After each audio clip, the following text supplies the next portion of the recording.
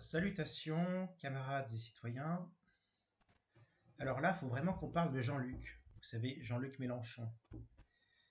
Il y a un article apparu dans Marianne qui en parle et qui est tout à fait intéressant. Vous savez, il a tenu récemment des propos assez polémiques, Monsieur Mélenchon, et on a un article de Marianne qui en parle. Je partage une bonne partie des analyses de cet article. Je sais très bien que j'aime pas les trahisons de M. Mélenchon, trahison sur la laïcité, sur la souveraineté. Et on a un article qui est assez éclairant sur le personnage de Mélenchon. Je vous fais la lecture et, comme d'habitude, je ferai ensuite une analyse critique ou mon point de vue, enfin plutôt un commentaire critique, où je donnerai mon point de vue là-dessus. Pas non plus prétendre faire une analyse voilà, ultra détaillée. Je vais vous donner mon point de vue sur la question, ensuite sur différents points du texte abordé. Cet article de Marianne s'intitule La France qui méprise. Il s'intitule Arriérés, racistes, presque tous obèses, Mélenchon et les ruraux, un mépris qui vient de loin.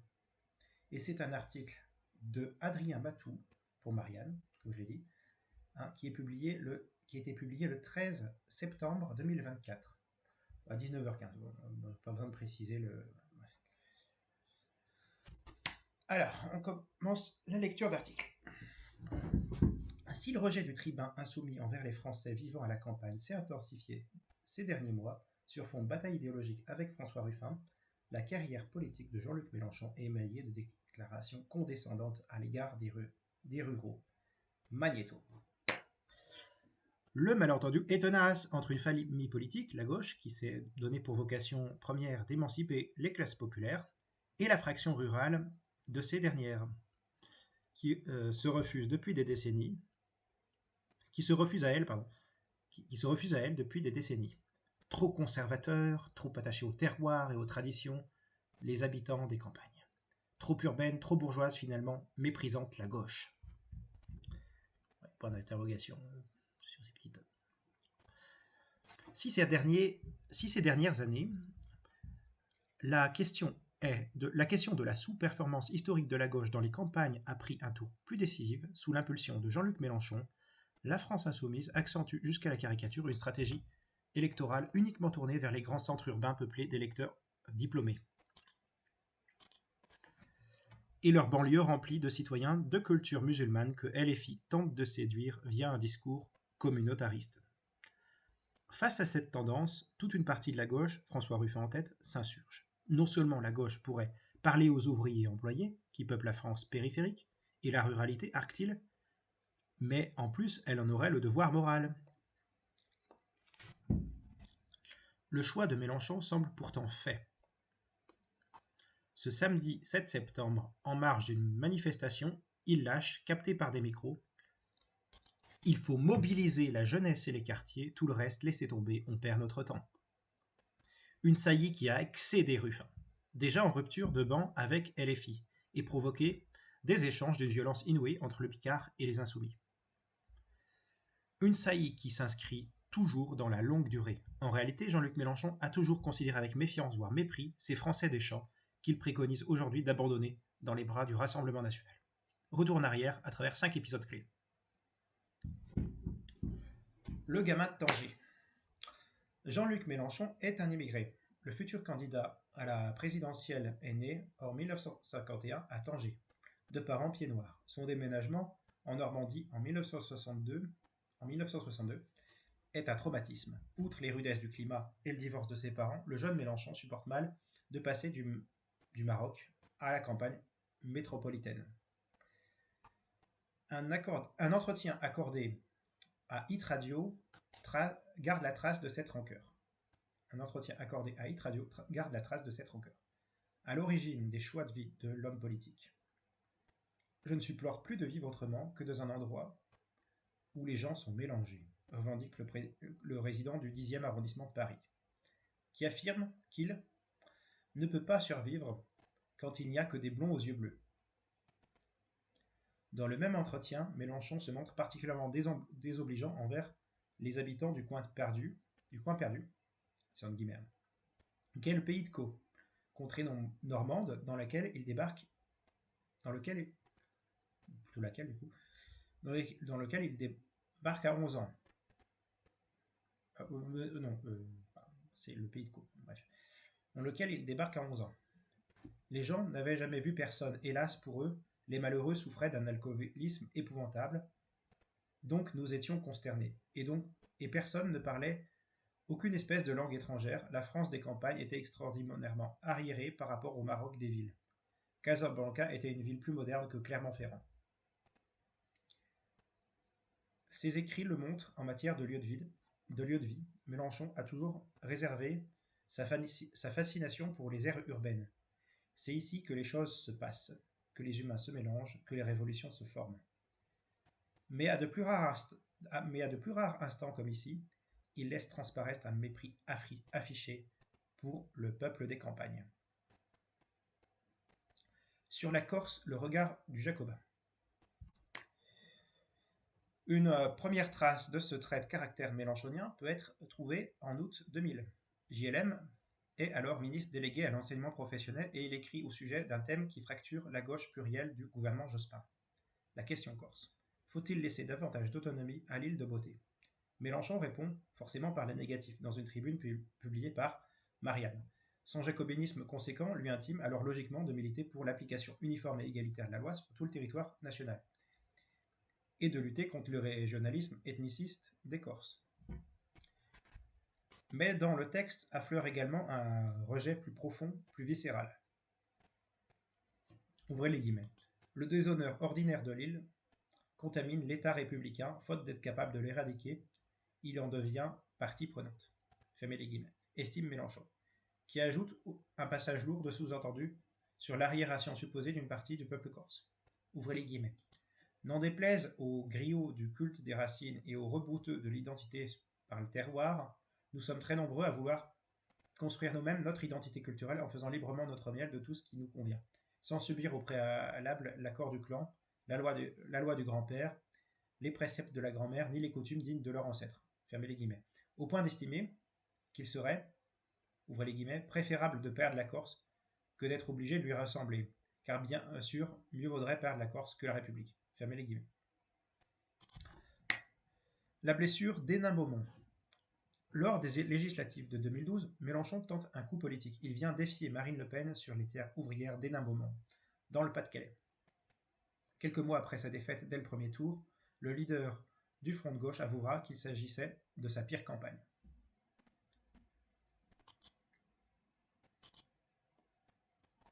Dans le bassin minier, JLM découvre un peuple qui ne correspond pas à l'image d'Épinal ou de Germinal qu'il s'est forgé. Un reportage le montre en mai 2012. Injurié, un partisan du Front National qui l'accuse de gagner 40 000 euros par mois. Ouvrez les guillemets. Ah, ça c'est Mélenchon qui parle du coup. Regardez-moi ce gros imbécile. Fermez les guillemets. Ouvrez les guillemets. Tu es un crétin et c'est tout. Fermez les guillemets. Rouvrez les guillemets. Vous avez un pois chiche à la place du cerveau. Fermez les guillemets. Les noms d'oiseaux pleuvent. Mais il y a peut-être plus grave que cet échange viril. François Ruffin le relate dans son dernier livre, Itinéraire, Ma France en entier, pas à moitié. Les liens qui libèrent. Ouvrez les guillemets. Quand Mélenchon me racontait Hénin, c'était à la limite du dégoût. Écrit le Picard. Écrit le Picard, du coup, c'est pas entre guillemets. Il reprend. Ruffin, du coup, reprend. On ne comprenait rien à ce qu'il disait. Fermez les guillemets. Il transpirait l'alcool dès le matin. Fermez les guillemets. Il sentait mauvais. Fermez les guillemets. Presque tous obèses. Fermez les guillemets.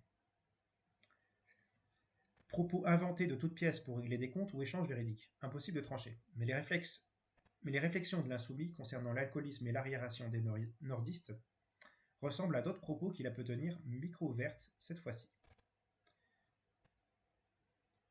Théorisation du rejet. Après la présidentielle 2022, Jean-Luc Mélenchon se met à théoriser explicitement ce qu'il avait jusqu'ici seulement mis en pratique. L'abandon des zones rurales et périphériques au profit d'une stratégie électorale uniquement conçue pour surperformer dans les banlieues. L'insoumis veut triompher avec la Nouvelle-France. Avec la Nouvelle-France, entre guillemets. Celle, ouvrez les guillemets, dont les parents émigrés des autres continents et des autres provinces de France se sont rassemblés dans ces grands ensembles urbains que l'on voit partout sur notre territoire. Fermez les guillemets. Dans les colloques de l'Institut La Boétie qu'il a fondé, Mélenchon assume son virage. Bien sûr, il faut aller chercher les milieux ruraux, déclassés, etc. Qui va dire le contraire? Mais le gros de la troupe qui va nous faire gagner, ce sont les quartiers populaires où l'on vote pour nous à 80% au premier tour. Mais où 30% seulement vont voter. Si nous montons à un niveau égal à celui de la participation du reste de la société, nous avons gagné. Dans Le Monde, François Ruffin, encore lui, dénonce les propos tenus par JLM après l'entrée de 89 députés RN à l'Assemblée.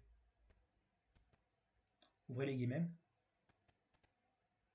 Mélenchon déclarait « De toute façon, ces terres-là n'ont jamais accepté la démocratie et la République. » Fermez les guillemets. Désignant pourtant ouvrez les guillemets, le Pas-de-Calais. Oui, fermez les guillemets, c'est dans la truc, bref. Le Pas-de-Calais, la Picardie, le Midi Rouge, qui pendant un siècle ont envoyé des députés communistes et socialistes dans l'hémicycle. Fermez les guillemets. Le tribun aurait ajouté dépité, ouvrez les guillemets, pour dénazifier l'Allemagne. Ça a pris un demi-siècle, alors bon, fermez les guillemets. Une manière, selon Ruffin, de choisir l'abondant et de découper la France en segments. De l'indifférence à l'injure. Non content de renoncer à conquérir ces territoires dans lesquels la gauche recule d'année en année, Jean-Luc Mélenchon s'est récemment mis à leur asséner toute sa morgue.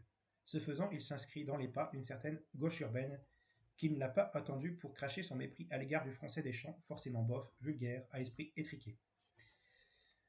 En juillet dernier, le patron de la France insoumise estime dans la Repubblica qu'il est impossible de reconquérir les électeurs du RN dans les campagnes. Ouvrez les guillemets, nous avons proposé un salaire minimum à 1 600 €. La restauration des maternités, la réouverture des écoles dans les zones périphériques, ça ne marche pas. Et vous savez pourquoi? Leur priorité, c'est le racisme. Leur problème numéro 1, c'est les Arabes et les Noirs. Fermez les guillemets. Plus récemment, c'est à l'occasion des universités d'État de LFI que Mélenchon s'autorise une énième pique, totalement gratuite celle-ci. Lors de son discours, l'insoumis dresse d'abord l'éloge des martiniquais, qui selon lui ont toujours cultivé un certain sentiment d'élite intellectuelle. Qui selon lui, ouvrez les guillemets, ont toujours cultivé un certain sentiment d'élite intellectuelle. 3 petits points. Quand vous faites à la fois Césaire, Franz Fanon, Glissant et Chamoiseau, vous ne pouvez pas dire on est à n'importe où. Fermez les guillemets. À ce compliment envers les Antillais, l'ancien candidat à la présidentielle croit alors bon d'ajouter, ouvrez les guillemets, en Lozère, vous n'avez pas ça. Vous avez juste à vous en rendre compte. Fermez les guillemets.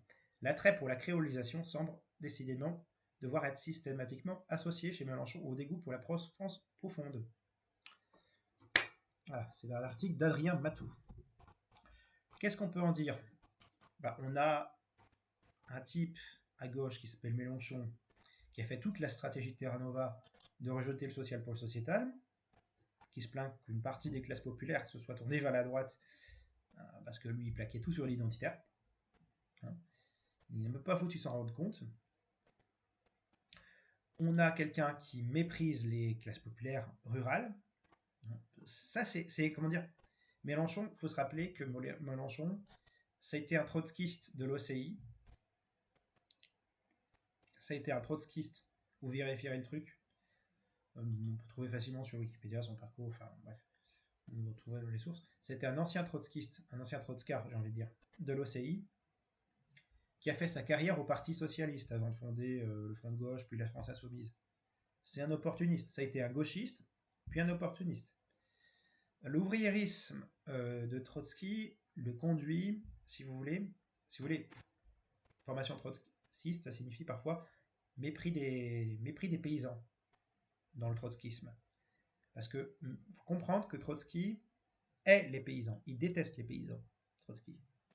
Parce que Trotsky voit dans Ludo Martins, si vous cherchez la vidéo de Ludo Martins sur le trotskisme comme anticommunisme, hein, le camarade Ludo Martins, bon, le problème c'est qu'il est un peu trop Mao sur les bords. C'est un camarade du Parti du Travail de Belgique. Le problème de Trotsky, c'est qu'il voyait dans la paysannerie une potentielle petite bourgeoisie, une potentielle bourgeoisie. C'est logique, hein, Trotsky, ça a été le mec qui flinguait des paysans pendant la guerre civile à la tête de l'armée rouge, qui qui devait réquisitionner les récoltes pour les armées rouges. Le problème, c'est que il en a conçu une vraie haine des paysans. Hein. Qu'il fallait réquisitionner des récoltes, c'est un fait. Quand vous êtes dans une guerre civile face aux armées blanches, contre aux armées réactionnaires, qui font exactement pareil de leur côté, vous êtes obligé. Mais là, Trotsky a carrément trahi le léninisme, hein, trahi le communisme, même le marxisme. Qu'est-ce que dit Lénine? C'est qu'il faut réunir la classe ouvrière et la classe paysanne. Il faut réunir les ouvriers et les paysans pour faire la révolution. Trotsky, il envoie les paysans se faire foutre, hein, parce qu'il n'y a que les ouvriers qui comptent. Là, ça c'est un petit trait du trotskisme peut-être. Je ne vais pas à couper parce qu'il y a la social-démocratie aussi qui fait la même chose. Et que Mélenchon a une double parcours. Il est à la fois un passé trotskiste repenti entre guillemets, enfin trotskiste, il n'est plus communiste, il n'est plus marxiste, il n'a plus rien d'extrême gauche si vous voulez. Il est devenu SOSDEM. Hein. Il a fait sa carrière au Parti Socialiste. J'ai dit Jaurésien à un moment donné, mais il est plus proche de... Il est même à droite de Léon Blum, si vous voulez. Il a fait des alliances avec les européistes, tout ça pour la gauche, mais une gauche vidée de sa substance. Il l'a vidé du socialisme, il l'a vidé de la République. Bravo, c'est pas très jaurésien, pour le socialiste, c'est pas très léniniste. Hein. Il n'y a qu'à voir le manque de formation intellectuelle dans son système, au sein de la France insoumise. On voit que c'est pas léniniste du tout. On a plus l'impression d'un truc anarchisant. C'est ça le problème avec le trotskisme. Bon. Avec la social-démocratie aussi. Parce qu'il faut faire voter les imbéciles dans le système social-démocrate. Dans le système social-démocrate, l'électeur, c'est un idiot qui vote. C'est un idiot qui va voter pour des bourgeois. Dans le système des sociodémocrates. Les sociodémocrates n'en ont rien à foutre du peuple. En général. Enfin, il peut y avoir qui en ont à foutre du peuple, mais quand vous avez les sociaux-libéraux, des sociodémocrates européistes, sont juste des libéraux. Des libéraux qui n'ont de gauche que le nom. Ça explique une partie du mépris pour les classes populaires paysannes. La classe ouvrière, il la méprise aussi. Hein, parce qu'il veut plus que représenter les jeunes et les quartiers.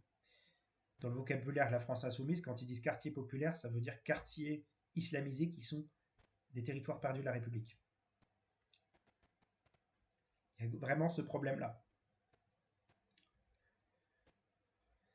Quand on parle du communautarisme, c'est quand il parle de quartier populaire, il ne parle pas de quartier populaire au sens où nous on l'entend. Il parle du phénomène de ghettoisation des banlieues et où il y a des populations issues de l'immigration très islamisées, avec des gens qui ne le sont pas, hein, parce qu'il n'y a pas que des personnes islamisées. Il y a des musulmans républicains, il y a des islamistes côtoyant des musulmans républicains, des musulmans modérés, qu'on peut considérer comme des musulmans républicains, des personnes qui ne sont pas musulmanes, bon, ça peut être agnostiques, chrétiens, juifs, juifs, ils font pas long feu face aux islamistes. Hein, chrétiens, athées, agnostiques, bon, bref. Mais là, pour Mélenchon, la catégorie musulman, c'est clairement une catégorie d'électeurs qu'on veut faire voter. C'est une cible. C'est une cible électorale. Est-ce qu'ils en ont quelque chose à foutre réellement Il y a un cynisme épouvantable chez le type. Est-ce qu'il en a à foutre quelque chose? Quoique, il y a deux solutions. Soit il en a quelque chose à foutre, et il préfère l'islamisme à la République laïque. ce qui est grave, soit, soit c'est un opportuniste qui joue avec le feu et qui essaie d'avoir des voix par ce biais, mais qui va jouer avec le feu avec les réseaux fréristes, ce qui est aussi une mauvaise nouvelle, hein, qui est cynisme plus fanatisme religieux d'un côté. Enfin, euh, qu'est-ce qu'on a d'autre? Ah, alors, quand le passage sur la Corse au regard du jacobin, moi j'aurais été sur un discours très jacobin, hein. Pas d'autonomie régionale au niveau législatif, tout ça. Pour moi, la loi république est indivisible. Ça, j'aurais peut être d'accord sur le côté républicain jacobin. Moi, je suis un ultra jacobin. Alors, pas pour, trop forcément pour le régime d'assemblée, mais pour la République indivisible, sociale, démocratique, démocratie forte, le patriotisme, le souverainisme, souverainisme qu'il a abandonné, patriotisme qu'il a abandonné. Hein, il n'a pas ce côté-là, jacobin, le patriotisme républicain et le souverainisme, là, donc sortie de l'Union européenne, l'euro, l'OTAN, enfin, l'indépendance nationale, qui n'est pas rien. On dirait que souveraineté populaire et souveraineté nationale sont quand même un peu liés. Que pour avoir la souveraineté populaire, la démocratie, il faut avoir une souveraineté nationale, une indépendance nationale. Il n'y a pas ça. Il n'y a pas ce côté-là chez Merluchon. On aura les zéro régions du coup, ce qui n'est pas terrible. Mais mépriser toute une région, c'est complètement con. Alors, il nous parle des traditions là, culturelles de la Corse, sur lesquelles il a du mépris. On peut, on peut tout à fait être jacobin et respecter les cultures locales, régionales. Moi, je m'en fous un peu, hein. Mais des gens qui veulent parler un peu de Corse ou faire de la gastronomie corse, je sais pas, ou voilà. Qu'est-ce que ça a à voir avec l'organisation administrative, juridique de l'État? Voilà, les questions culturelles, vous pouvez. Qu'il y ait une culture commune au niveau national, je pense qu'il faut valoriser un patrimoine national, hein. Question culturelle, la question c'est comment on vit ensemble. Et de façon, comment on vit ensemble, comment on fait en sorte que par le biais de la culture, on ne propage pas des idées capitalistes, comme celles qu'on a avec le soft power américain. Comment éviter d'avoir des intégrismes religieux sur notre sol, hein, de faire respecter le modèle laïque républicain. Mais à part ça, qu'on puisse se comprendre au sein de la même nation en termes de langue. C'est vrai que les langues régionales, bon, voilà, ça pourrait en théorie rendre les choses difficiles, mais elles sont quasiment mortes, hein, au final. Euh, mais là, ce mépris pour le patrimoine local, c'est pas vraiment utile en fait, c'est même stupide. Quand on parle de tradition, moi j'ai tendance limite à m'en foutre. Voilà. Moi je pense qu'il faut préserver le patrimoine historique, culturel, et que ça fait partie de la nation, de la construction de la nation. Pour autant, voilà, mais mépriser un territoire entier, ok, hein. Oh, les Corses, c'est des arriérés. Ok, bah, c'est pas vraiment comme ça qu'on qu'on arrive à convaincre les gens en les méprisant aussi ouvertement, enfin en les méprisant tout court, avec ce genre de mépris. Il y a ce qu'il avait dit sur la Lozère aussi. Enfin, la Corse, c'était toute une région. Là, c'était assez vague au niveau de la culture corse, voilà, enfin, et avec une région qui est effectivement très économiquement dépendante de la France. Vous enlevez à la Corse la France, la Corse, elle n'a quasiment pas d'industrie ou d'agriculture. Elle ne pourrait pas se démerder toute seule, hein. Franchement. Ils reviendraient à genoux vers la France parce qu'ils ont quasiment que le tourisme, les Corses. Ils ont d'autres, un petit peu patrimoine culturel, ils font du bon saucisson d'âne ou de sanglier, hein, ok. Mais de beaux paysages, mais ça fait pas une économie au niveau du relief, les champs, enfin, il n'y a pas de quoi avoir une agriculture viable. Au niveau industriel, il n'y a pas vraiment d'industrie, il y a plus de l'artisanat, enfin, il n'y a pas de quoi se développer sur un tel territoire au niveau de la Corse. Donc voilà, il faut quand même s'en rendre compte. Par contre, là, au niveau de l'Hexagone, Mélenchon a choisi à insulter tout un département en disant oui, il n'y a pas d'intellectuels. Alors, il l'a fait tout en valorisant un autre département, enfin, un dom-tom, les Antilles, enfin, bref, en valorisant les Antilles, qui ne sont pas partie de l'Hexagone, de la métropole, bref. Mais peu importe, là, il y a vraiment un côté, j'antagonise les Français. J'antagonise les Français de la métropole avec les dom-toms. Ceux des quartiers populaires, entre guillemets, enfin, islamisés, enfin, avec les périphéries rurales, enfin, les villes et les périphéries rurales. Et là, c'est plutôt un mélange explosif qui va lui péter à la gueule. Hein. À juste titre, d'ailleurs, ça va lui péter à la gueule. Le problème, c'est que M. Mélenchon a entraîné une bonne partie de la gauche dans ce genre de conneries. Enfin, on va dire qu'elle a peut-être pas forcément eu besoin de lui aujourd'hui, la gauche, pour être dans ce genre de conneries. Mais là, on a quelqu'un qui a un mépris des Français, d'une bonne partie des Français en tout cas, qui méprise peut-être, voilà, d'au moins la moitié des Français, qui pense, qui espère arriver au pouvoir, ben, il va miser sur quoi? Sur l'abstention.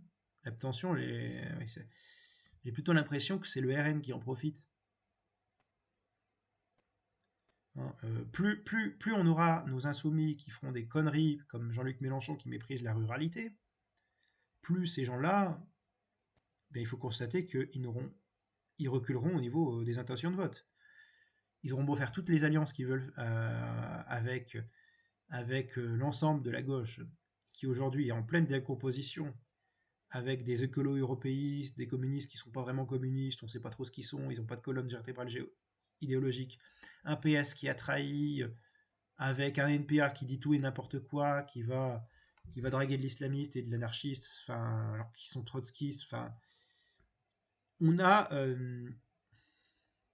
des petits groupuscules d'extrême gauche type PCRF, PRCF, ANC qui vont suivre au milieu parce qu'ils n'ont pas le poids électoral, qui vont faire du suivisme. Enfin, on a, on a une situation, lutte ouvrière dont je n'apprécie pas leur position sur l'Europe, hein, parce que moi je suis Frexiteur et eux sont pour les États-Unis socialistes d'Europe, ce qui est stupide, mais qui ont le mérite de ne pas se mélanger avec Merluchon, hein, de ne pas être soumis aux soi-disant insoumis qui se soumettent bien aux islamistes et à l'Union européenne. Voilà, il faut quand même se rendre compte que les stratégies de Mélenchon sont stupides, sont d'une stupidité, d'un mépris et d'un manque d'humanité, d'honnêteté, de sincérité. Enfin, c'est un carriériste, opportuniste, mais qui au final va, en termes de stratégie, dans le pire du gauchisme. Il va tout classer sur le plan de l'identitaire. À un moment donné, il n'est plus républicain, il n'est plus socialiste, il n'est pas communiste. Déjà, il s'était dit collectiviste en disant je suis pas communiste, je suis collectiviste une fois. Enfin, il me semble. Enfin, mais comme socialiste, c'est même de la social-démocratie très molle. Voilà. Vous allez le qualifier de progressiste. Ben voyons. Ben voyons. On va voir que le résultat serait très progressiste contre l'extrême droite, dont vous avez autant peur aujourd'hui à gauche. Les gens ont autant peur aujourd'hui à gauche. Quand cette extrême droite-là, elle va arriver au pouvoir. Elle va arriver au pouvoir, elle va faire son lit sur les bêtises de la gauche et de Mélenchon. De cette New Left qui fait n'importe quoi. Faut s'en rendre compte. Là, quand on a des gens qui méprisent, qui font la bêtise de mépriser tout un département, comme ça s'est fait récemment avec la Lozère, vous généralisez ça, vous êtes sûr de ne pas être élu. Hein. De l'électoralisme sans intelligence. De l'électoralisme cynique sans l'intelligence qui va avec, en plus. Bravo, flinguez-vous. Hein, vous flinguez, ne demandez pas de voter pour Mélenchon.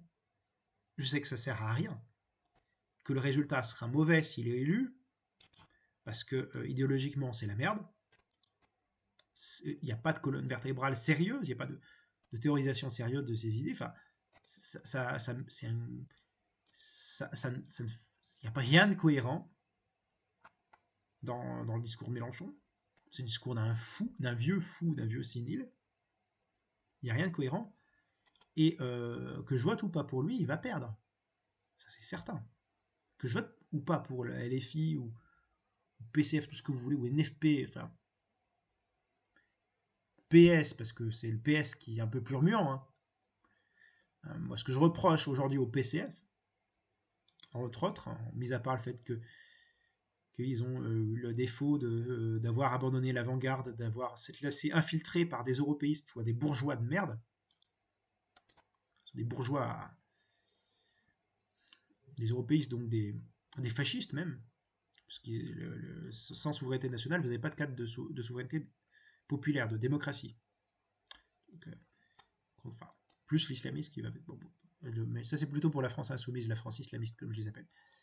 Mais quand vous avez un PCF qui a fait du suivi vis-à-vis du PS, puis du PCF, puis du PS, puis de la France insoumise, soit la France insoumise, le nouvel avatar du PS, qui suit la même ligne qui est celle de la gauche Terra Nova, avec un aspect plus radical, mais au final, on se couche devant l'Union européenne, on se couche devant les islamistes, on se couche devant l'OTAN, on se couche devant les petits bourgeois qui préfèrent le sociétal au social, on se couche devant des gens qui préfèrent l'islamisme et l'indigénisme à la laïcité, à l'universalisme.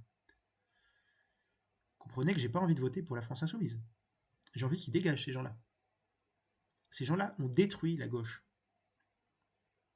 Ne le voyez pas Mélenchon comme un sauveur de la gauche. Si vous voyez réellement Mélenchon comme un sauveur de la gauche, c'est peut-être que vous devez un peu affiner votre culture ou votre réflexion politique. Hein,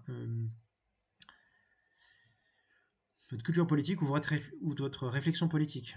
Et essayez de penser un peu par vous-même et pas, pas de penser par rapport à un bourgeois qui se fout complètement de vous, votre gueule.